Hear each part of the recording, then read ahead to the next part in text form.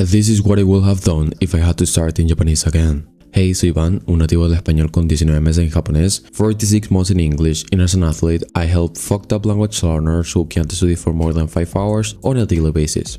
I'm gonna get straight to the point. There are 3 things I wish I hadn't done. The first one is remembering the kanji, the second one is not really prioritizing listening, and the third one is very specific, but whenever I read something in Japanese, I didn't try to have 100% comprehension in the things I read, but instead acquire as much vocabulary as possible in a short period of time. If I didn't do any of these things, I will be speaking Japanese right now. Remembering the kanji. I know for a fact that there's people that like a lot this book, and every person who does it always recommends it, and actually I also did it.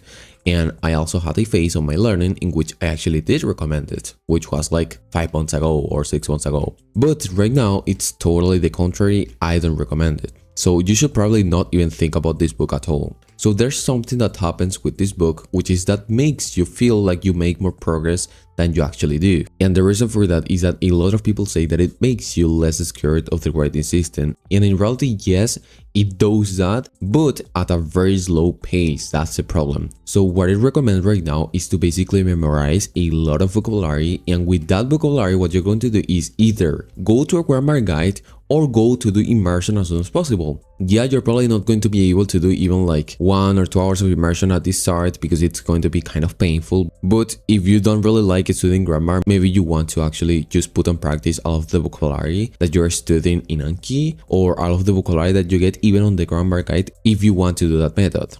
Another method you could do is literally go to ChatGPT and ask ChatGPT a question about a grammar point in a specific, and literally he will explain you the entirety of that grammar point, and then you go back to the immersion. That is literally way more efficient than doing remembering the kanji. And something way better than this is literally just going to ChatGPT and asking for 10 pieces of vocabulary, not grammar points, pieces of vocabulary. And then what you can do here is that also you can ask ChatGPT to put you emojis on the pieces of vocabulary with a very small explanation, so you just get a very little meaning of the word, and then you go and do immersion, right?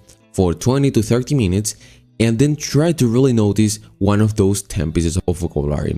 And if you didn't notice any of those pieces of vocabulary, you should ask ChatGPT also that he gives you vocabularies that are very frequent also, right? And if you don't notice any of those 10 pieces of vocabulary, even though they were very frequent, what you can do is literally try to notice words that come from your immersion content and ask ChatGPT the meaning of the words that you found during your immersion content.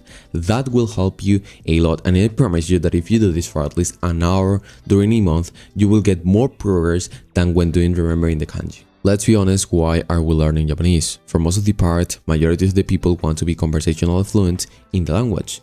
Maybe you want to understand movies and some books, but yeah, at least for me, I want to be able to speak. And straight up, I will tell you, listening is what improves your speaking like crazy. It is that simple. There's 2 reasons for this. The first one is that if you're not able to listen to someone, of course, you're not going to be able to speak. And the second one is that if you're able to have a perfect ear for the sounds of the language, it's going to be much easier to self-correct yourself and also imitate native speakers. Now, there are some things about listening which people don't really comprehend. For example, people think that because you use subtitles on a video or anime, now you will not improve your listening. And in reality, that happens because your reading is not really as good. That's why your listening sucks whenever you use subtitles. In fact, through all of the hours I've spent on reading, I will not say that they translated specifically to listening, but if I put subtitles, it doesn't really bother me, and I can pretty much pay attention perfectly to every word they say without really having to focus on the subtitles.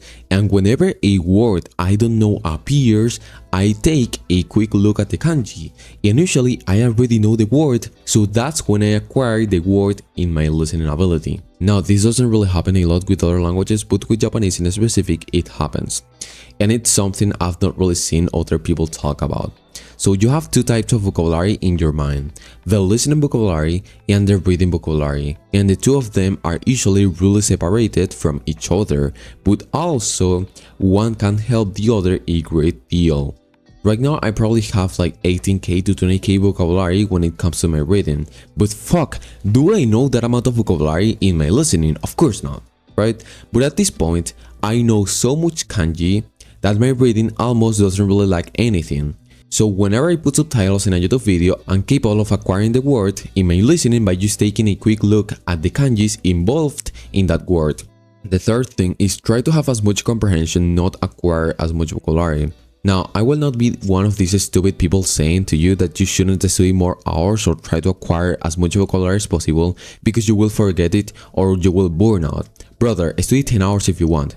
It's better than to be scrolling on TikTok saying that you're taking some rests like a retard. But I will say that if you try to have as much comprehension as you can while reading, this will make you have way more fun in your reading sessions. And this is something that after 3 to 4 months of reading I noticed, which is that I had lost the ability to enjoy my reading. I just treated it as a grind, which is fine in the first months because it will not be fun. Reading in Japanese is not fun whenever you do it at first. But yeah, I forgot the point of the grind, which was that at some point I wanted to enjoy my reading, so yeah, be careful with this, and maybe after 2 to 3 months of starting to read, you want to really try and comprehend the story behind the book. When you should avoid what I'm saying. So quick answers here, if you're really interested in writing for some reason, you should probably do remembering the kanji, although I still think that there are some other methods which involve learning how to write, and they do it through immersion and Anki cards, so you learn also readings and vocabulary. Of course, if your primary goal is not listening, then you should not prioritize it. I know for a fact that there's people who just want to be able to read like novels and manga, so if that's your priority, then prioritizing listening seems not really a logical thing. With the third point, I think I can't really find anything to not do what I'm saying, like at the first stages of your reading sessions, you want to treat them like it is a discipline regimen because it will be hard. But yeah, just don't forget that you're in the discipline regimen because after, you will enjoy reading. Thank you for watching this video and go to the first link in the description if you want to work with me in private. Thank you.